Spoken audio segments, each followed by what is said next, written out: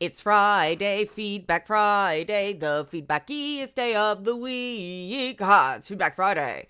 And this Feedback Friday, because it's very sunny and it's affecting my foreground light. But this week, I am happy to report that it was an unexpectedly good week in terms of response, which I very much needed this week. But Monday's video was surprisingly the responses. I was expected to just get fucking hammered on that one because whenever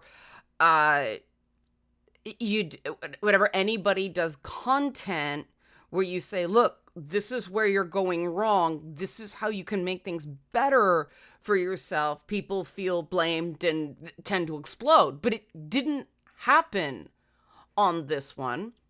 And if anybody can explain to me why, I would be very grateful regarding Monday's video, because I noticed some people who, I think really benefited from hearing it, received the message. Like it's always good when people are able to recognize something that they can adapt in themselves without feeling blame and shame or like they're doing something wrong. And maybe the message of, look, society does this to you, but you can change it. What has been learned or trained can be unlearned and retrained. I mean, maybe that's it, but I don't know. So, any insight into this would be greatly appreciated. Similarly, the early responses to the video on dealing with people with, being friends with people who have mental illness, also positive. And I was expecting some pushback on that too. That, I mean, of course, some people are going to go negative with that stuff for reasons that, a commenter pointed out. And ironically, both comments I want to highlight this week are from the same commenter. But I also want to deal with something that was talked about in other conversations, because it deals with the idea of positive rejection. And this is something I'm going to unpack in another video because I think it sort of deserves its own space. But I mean, obviously not all rejection is created equal. And I've been trying to figure out why that, unique kind of rejection from women at certain life stages hits guys, well, and girls, so hard. And I don't think it's because of sexual attraction. That's why I'm taking more time with this, because I've seen even gay men do this, and it seems more rooted in the idea that women are supposed to be mommies who are nurturing and always pet your head and say it's okay. And so when a woman doesn't, freak out, nuke her from orbit. And like I said, this is preliminary, because this is not just something that affects men who are attracted to women. Perhaps not exclusively, but, the cheap assumption is that, dude, you're never going to sleep with her. And I know in multiple cases with me, that is not the case. I get told all the time how ugly and disgusting and unfuckable I am. Thanks, Hassan Piker. Really progressive. But, that's just a joke, because, like, fuck that guy. Not literally. But, it is this thing where I think a lot of guys don't recognize the number of put downs of that kind. Sometimes indirectly, in my case, very directly, women get from society just because the idea that a woman's looks is, I mean, still, let's fucking face it. The most important thing about her, look at the women working for the Trump administration. If Ayn Rand looked like Sabrina Carpenter, I think she wouldn't have been so vilified, because there are other women who say very similar things, who weren't seen as a gender traitor and some horrible monster. Part of that might be because most people's awareness of objectivism comes through Steve Ditko comics. If you actually study philosophy, objectivism is really no better or worse than any other philosophical school taken to an extreme. But yeah, there's just something about that particular one that leftists go crazy over. And to me, I drill down on that, not because, I think objectivism is a be all and the end all. Obviously it has flaws. But I do think that, if you look at something like natural law theory, that has been used much more often, especially lately, to oppress and suppress people's rights. And yet we don't use that as the shorthand for monstrosity the way, there are very few philosophical movements created by women.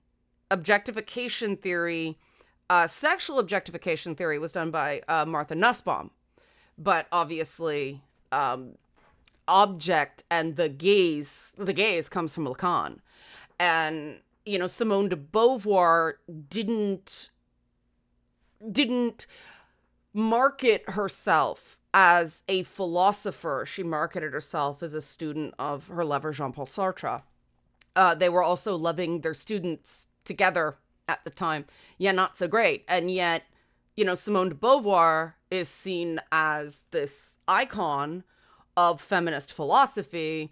Ayn Rand, monster. And let's face it, I do think appearance has something to do with it, because Ayn Rand was, we'd call it polyamorous now. And, she had an open marriage, and both her and her husband got with other people, and people see that and they go, ew. And they seem to think that offends the natural order of things. And all I think it shows is that there are men who are sapiosexual as much as anybody else. And looks are not the only thing that makes a woman attractive. Looks are not necessarily even the primary thing that makes a woman attractive as men get older. And so this idea that everything for men comes down to grunt sex, I think it is getting in the way of really understanding some of the stuff that's going on here. I think that it's less to do with sex and more to do with this idea that women are supposed to be, our natural law purpose in the world is first and foremost to be nurturers, not thinkers. And men are not expected to be nurturers. So when men don't nurture, it's less of an affront. And I see a lot of guys and a lot of women who engage in this, and they will swear up and down that they're not affected by these assumptions about people. They'll go, I'm not a misogynist. And yet every time a woman tells them no, they explode in a way they don't do from a man. And they can make every excuse out there, but it's undeniable that there are these social stereotypes where women are just natural nurturers and men aren't. And it becomes a problem for both genders, right? Because men who want to get into what are seen as nurturing professions like early childhood education, working in a daycare, or primary school teachers are seen again. It's, oh, you're a pedophile, right? You're creepy. That's not normal, right? And so we lose a lot of good, not only educators, but I also think positive early life male role models. I think there's a very important place, hello, Scouty, for men in primary schools for that reason. I was very fortunate because I was in gifted. There were more male primary school teachers. And what that meant is I had positive early life male role models that were not my father. I had a male teacher for grade 3, grade 4, and grade 6. That's unheard of now, apparently, because of gifted. And they were classes where bullying just did not fly. I talk about Mr. Bingham all the time. For that guy was a hard ass, but people didn't pull shit in his class. And yeah, he was sort of scary. But people were also allowed to learn because we were afraid of him and not each other. So I haven't done the help support this channel. I'll do it now and then I'll get into it. Help support this channel. Become a monthly patron. Patreon.com/LeannaK, or buy a one-time Leanna Care session for someone can use it but can't afford it. Coffee.com/LeannaK. And yeah, so any insight into this idea that it's not about, oh, she just wants to fuck her and can't take no for now, all that shit, like any suggestions of how to move beyond that crap, which I think is wrong. The facts don't fit. I'd greatly appreciate the insight and that allergy we have to society towards male nurturing and therefore expecting women to do all of it, and how that cuts both ways. Any opinions people feel comfortable offering in a public forum, greatly appreciate it. Otherwise, we'll talk about it on the Discord. So the links came out this week, so look for that in, your messages from Patreon and Coffee. The links are good for 7 days. So there we go. So let's get to, after I've asked for feedback, let's get to your feedback. Cause, like I said, these two comments are from the same commenter, bless him. And YouTube hid the comments. I had to kind of go through the filter because sometimes I see, like, okay, there are 10 comments, but it's only showing 6. And I'm like, WTF. But with Manly Monday, how men talk themselves into misery, this commenter said, this is a classic case of operant conditioning, garbage in, garbage out. When you get fed tons of negative information, it becomes a lot easier to get trapped in those negative thought loops. You hit it spot on when you said that a part of the healing process is owning your choices. Now, that doesn't mean constantly punishing yourself over every mistake, or constantly groveling on your knees, or performing the humiliating dance of contrition. Rather, it's just knowing and facing whatever hypothetical risks come with the healing processes and realizing that sometimes things just happen. And yeah, embracing the chaos is a tough thing to learn. I mean, one of the people who are just intent on making me into a monster on the internet, one of the big issues apparently he has with me is that I accused him of making a mistake. Everybody makes mistakes. One of the things that I am most kind of happy about is he dumped an entire year-old conversation in text with his own commentary in a video. I can't confirm, it's 100% accurate. He could have rearranged conversation, whatever. But even based on that, I look okay, even though I was actively triggered based on my trauma triggers. If you put up the whole conversation, that is in there. And even though I was actively in a state of symptom, not bad for far from my best moment. And this is the goal, right? Like, when I can go, yeah, I lost it. I was under a ton of pressure. And you know, way stressed out, way beyond my limit, in a bad situation where I had to make a choice with a responsible use of people's money, and I knew I was going to be the bad guy, and I should have walked away before I lost it. I walked away after I lost it. But if that is me losing it, not bad, right? The thing I took away from: step away sooner. Don't let them see that they've gotten to you. And that was one of the things I've had to learn that inspired Monday's video, was that being a good friend is sometimes about like saying no sooner, not getting so depleted, and really, putting on your mask before assisting another passenger.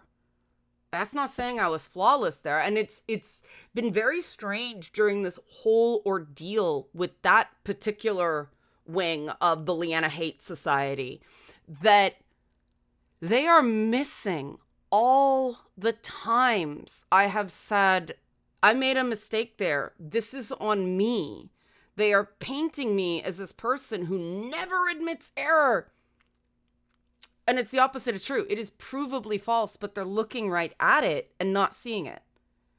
And in part, it's because they don't want to, but also, this is just an opinion based on experience, that if you are so down on yourself, if you have such a low opinion of yourself, or you're afraid that you really are defined by your bad qualities instead of being a combination of good and bad. And a lot of qualities, quite frankly, are both.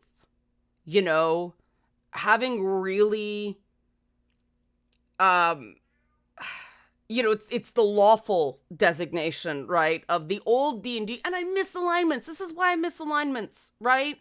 Because chaotic good has its own set of problems. Robin Hood breaks the law. There are consequences to that. You have to be prepared to accept the consequences of breaking rules, or don't break the rule, right? You can't break a rule and then go, this is so unfair. No, you knew you were breaking a rule when you did that. You know you were breaking the law when you did it. If you're breaking the law from a principled place, you're prepared to accept the consequences for breaking that law. I think a lot of activism has forgotten from the days where Gandhi set the playbook of filling the prisons to shame the government, filling the prisons full of non-violent civil disobedience. The whole point is non-violent. The minute you become violent, the minute you become aggressive, then you're not following the playbook. Meanwhile, lawful good, or lawful evil, they will follow every single rule, but they do it out of the sense of, these rules are things I can manipulate to get what I want. And lawful does not mean good. Adherence to rules does not mean good. And this idea of what is good, what is bad, what is a good person, what is a bad person, to me, and this is just to me really drilling it down, a good person acknowledges that you had choices. They might have been all bad, but you had choices. No one made you, and you did the best that you could at the time. You know what your motivations were. You know that it wasn't just being petty or taking a cheap shot, or in that moment, yeah, you were fed up and just, and letting someone have it isn't an act of evil. Sometimes that's the fairest thing you can do. Because at least the thing I regret about that particular thing more than anything is not laying all the cards on the table, because I, assumed rightly that the person couldn't handle it. And that might be a dumb thing to regret, but I do think that maybe at least outline. This is me. Deal making right with myself. No, it couldn't have turned out any better. I made mistakes, but I am not to blame is a challenging tightrope to walk. And it really is a question of putting yourself in another person's shoes. Like, am I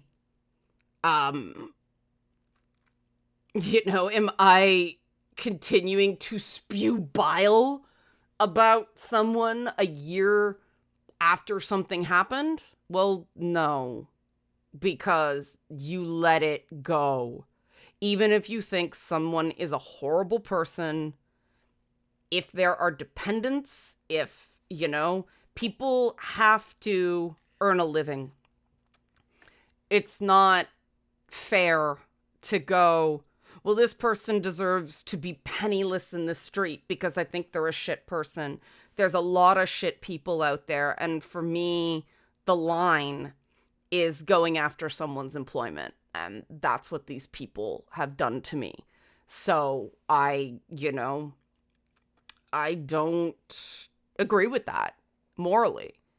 And I know a lot of you don't either. I know one of the reasons that a lot of these online privacy acts are freaking people out is that too many people who do things that are just weird are getting mixed up in people in governments doing hand-handed ways to try to stop people from doing like actually harmful things. And I got 2 phishing schemes targeted at me this week. Somebody called my home number pretending to be the fraud department from my bank. And I hang up those calls and I call the bank. And sure enough, the bank had no record of the fraud department trying to contact me. So it was a phish. And there's another one going around pretending to be Google, and it's a really good fake. But again, this is the world we live in. But the debate about what is so over the line that somebody deserves to lose their job, and then the question is which job? What jobs require a certain higher degree of responsibility? This is an ongoing debate, and it's important, but it's important that it also not be abused. And somebody shared on the Discord this article from East Yorkshire and Lincolnshire, where they call them wargamers, but it's a Warhammer D&D Middle-earth strategy battle game group. I'll put the link in the description box, but they are providing mental health supports for people within that. And I think this is the future. This is what I do. You provide socialization so that people can come at their own pace. And this is the sort of thing that people are attacking me for, going, she's unlicensed. So what? So what? It is too expensive and too slow to train people to require a license for any of these innovations. We need more things that are not the licensed psychotherapy sphere. We need those environmental things. And if people are going to gatekeep and try to destroy anybody that tries to find low-cost alternatives to $225 a session for a therapist, we're never going to get there. And it does really seem like some of these criticisms are in bad faith, but unfortunately they are effective in places, of course, because, certain, especially in the US where everything's pay to play, and, therapists are, some healthcare companies are just milking people, there are certain mental health organizations that get a lot of money for the government because everybody gets funneled through them for free services. Now, they don't do it for free. They get paid by the government. And meanwhile, people working veteran suicide hotlines are volunteers. I'm sorry, if you are keeping people who serve their country alive one more night, that is something important enough to get paid for. The fact that these are volunteer services is, to me, absolutely exploitative. People deserve to get paid for their time, even if they are a layman, because that shows what a society values. And if we truly value keeping veterans around after they have paid, dearly, protecting our freedoms. I know that's a cliche, but that's what it is, right? If we don't value that enough to pay people to do that, what is that saying? Nothing good, right? And, this is the flip side of the how to talk to friends who are mentally ill. Because, I heard that when I was real bad, trauma-wise. The fact that I look back and I know I was triggered in that conversation that got dropped. I know it. Like, I see me saying, like, this is doing this to my mental health because of this condition I have. But the fact that I was able to keep it relatively together, despite that in my head at the time, a year ago, that's progress. And I want to read this comment that came on Wednesday's video, because this seems like one of these subjects that raises an interesting conundrum, where you do have to walk that tightrope of acknowledge and validating your friend's struggles at the same time enforcing boundaries. It's not an easy task, but it's always important to stand your ground, because it's real easy for people to weaponize their mental issues as a get-out-of-jail-free card. It's a real insidious cover to accuse others of punching down on someone with mental illness to personally absolve themselves of scrutiny. Because if you're privy to this sort of thing, you can tell with some people that deep down they're thinking, I'm shocked that my actions have consequences because I never had to face consequences before because I'm too used to be surrounded by enablers who indulge every poor decisions I make. Doubly so with hypocrites who are quick to accuse others of using their mental illness or disability as an excuse, yet turn around and do the exact same thing. Likewise, while it's important to quell disordered thinking, never forget to be mindful of risking swinging too hard into forced positivity territory. And this is the challenge with all this stuff, right?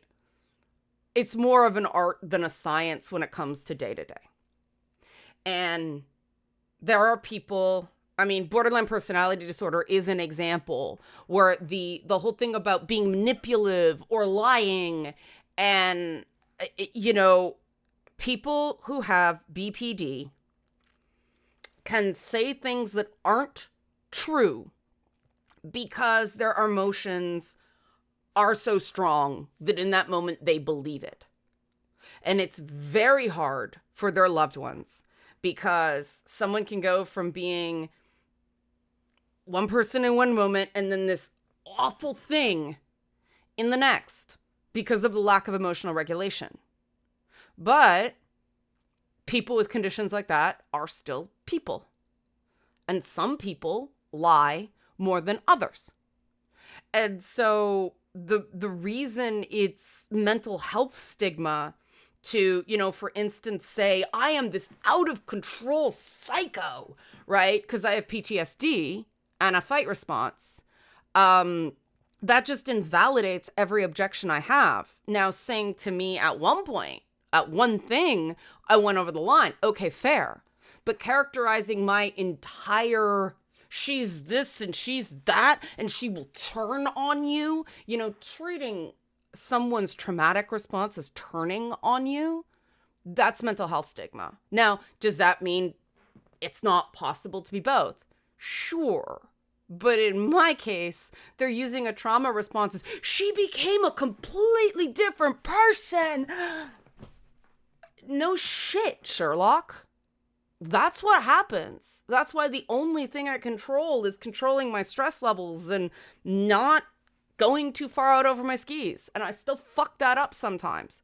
But that doesn't mean I become this malicious, stereotypical evil witch manipulating everyone for my own, secretly who I am. Not.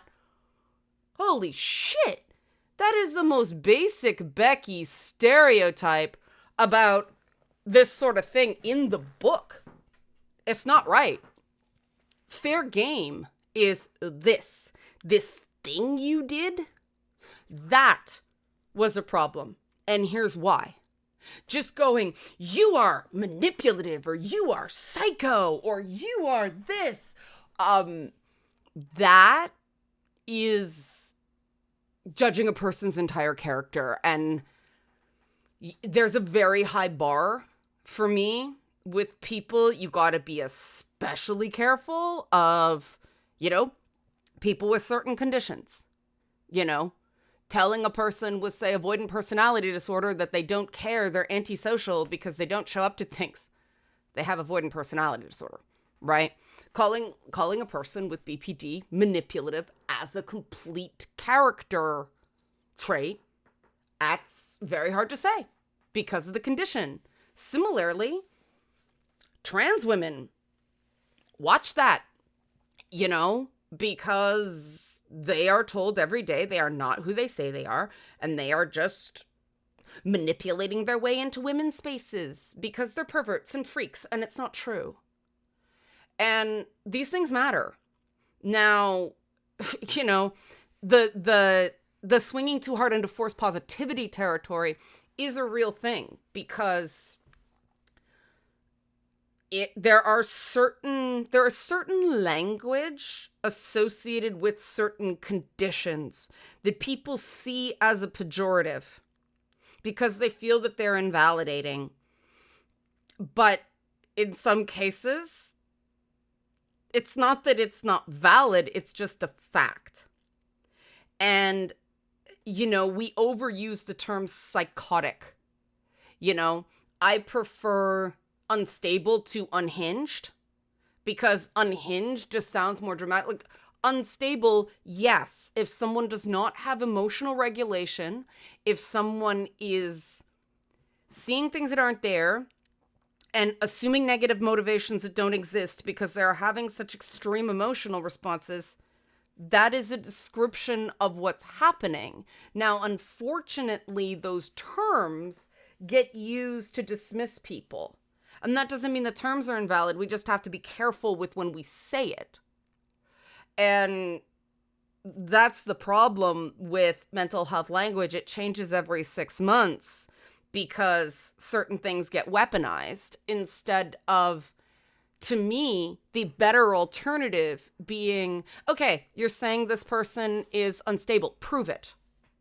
Where's your evidence? You're saying this person is unhinged. Prove it.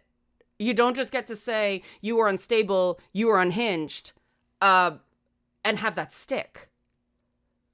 Same with manipulative. Same as provide your evidence. And I think that's a solution instead of changing the goddamn words every 6 months. That's just a battle we're never going to win because now too many words mean too many different things to too many people. It's a race to the bottom. But some people are going to disagree, and there are going to be different systems for different people based on different core values, and that doesn't make anybody a bad person. It just means certain things are going to work for some people, certain things are going to work for others, But maliciousness is something that we absolutely have to take out of the equation. Hypocrisy has to have a consequence. And enabling, I think I'm going to talk about enabling next week because that is a major subject and it's a contentious one, but it's really real. We talk about enabling and codependence in the language of addiction a lot, but we don't talk about it elsewhere. And a lot of people are really done a disservice because they get enabled for so long that they end up too far gone through no fault of their own. Help support this channel. Become a monthly patron, patreon.com/Leanna K, or buy a one-time Leanna Care session for someone can use it but can't afford it, coffee.com/Leanna K. Thanks for watching. Like and subscribe if you like this content. Looking forward to your feedback on that stuff I asked off the top of the video, and have a great weekend.